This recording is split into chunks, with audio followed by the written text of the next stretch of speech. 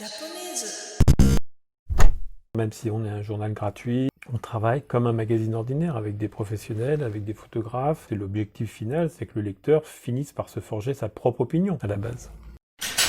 Zoom Japon est distribué gratuitement malgré tout ce travail. Y a-t-il une raison particulière d'avoir choisi cette gratuité?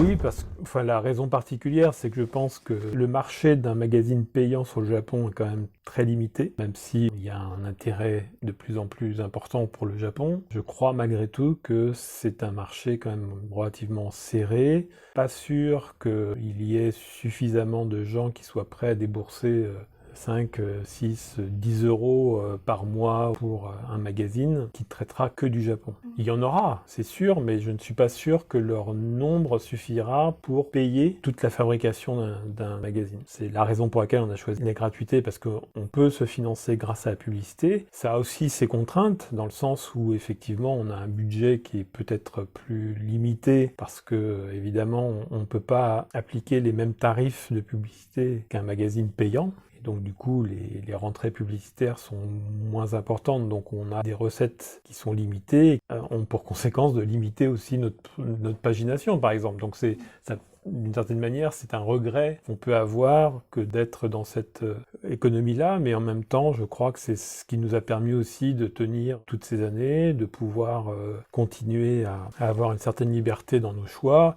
Et même si on ne peut pas faire un numéro de 100 pages tous les mois, malgré tout, on offre entre 24 et 50 pages tous les mois, avec un contenu qui est à la hauteur des attentes de nos lecteurs. Compte tenu du nombre de lettres qu'on reçoit de ces lecteurs et de leur taux de satisfaction, c'est plutôt bon signe. Et puis par ailleurs, ce qui nous incite aussi à poursuivre dans ce modèle-là, c'est qu'on a des gens qui se sont abonnés à Zoom Japon. C'est rare pour un magazine gratuit. Oui, c'est plutôt rare pour un magazine gratuit. Zoom Japon, on a maintenant plusieurs milliers d'abonnés. C'est plutôt bon signe parce que ça veut dire qu'on a des gens qui sont prêts à payer. Alors ils ne payent que les frais de timbre, à vrai dire. On ne gagne pas d'argent sur les abonnements, mais ça veut dire qu'il y a une fidélisation. C'est-à-dire qu'on a un public qui effectivement est satisfait de ce qu'il trouve dans ce magazine et donc il a envie de recevoir tous les mois son magazine et de pouvoir s'y plonger, partager avec son voisin, sa voisine, ses amis, un contenu qui le satisfait. La crise sanitaire a dû menacer la possibilité de distribution de magazines. Quelles sont les difficultés concrètes de Zoom Japon? Oui, c'est difficile. Cette crise est difficile pour tout le monde. C'est difficile pour les commerces qui sont obligés d'être fermés, difficile pour les restaurants qui sont parmi les premières victimes de cette crise sanitaire. Évidemment, nous, on est, en deuxième ligne, parce qu'on dépend en grande partie pour la distribution de ces lieux. Et évidemment, c'est difficile pour nous parce que, d'une part, on n'est pas distribué, d'autre part, ressources publicitaires, puisqu'on a quand même beaucoup de restaurateurs, de boutiques, etc., qui font de la publicité. Comme elles sont fermées, elles ne font pas de publicité, ce qui est tout à fait logique. Nous contraint encore plus, effectivement, économiquement. On a quand même tenu toute l'année 2020. On a réussi à faire, malgré tout, des numéros qui sont, je pense, de très bonne tenue, en toute modestie.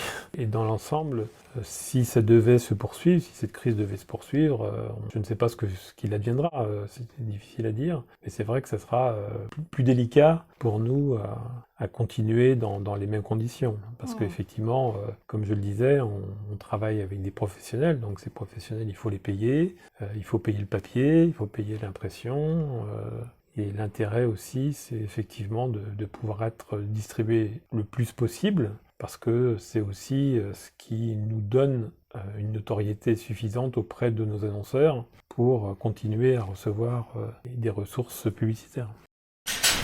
Malgré la situation actuelle, y a-t-il des sujets prévus pour 2021? Oui, bien sûr. On fait comme si les choses allaient se résorber et que la situation ne va pas être celle de 2020 en 2021.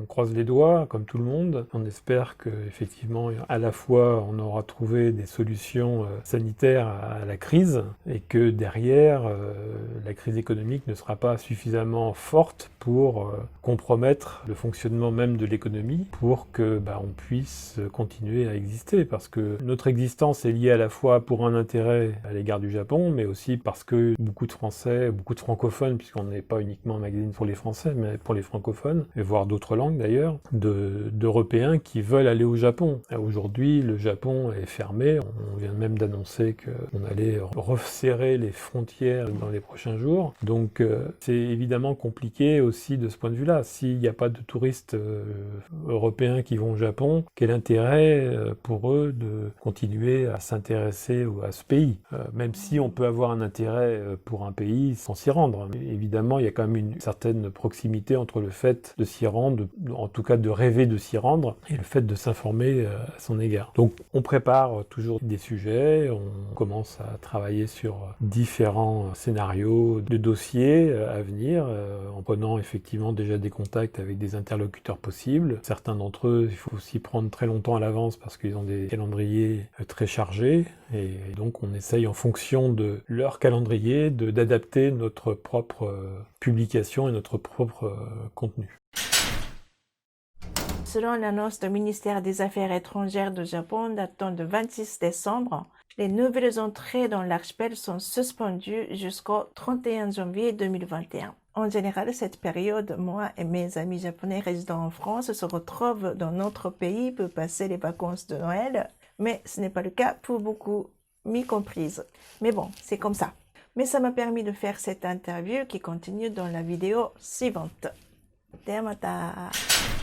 Une fois que l'équipe de journalistes et de photographes qu'on a sur place peuvent se déplacer, parce qu'au Japon, il n'y a pas d'attestation de déplacement ou autre pour aller d'un point à un autre, c'est parfois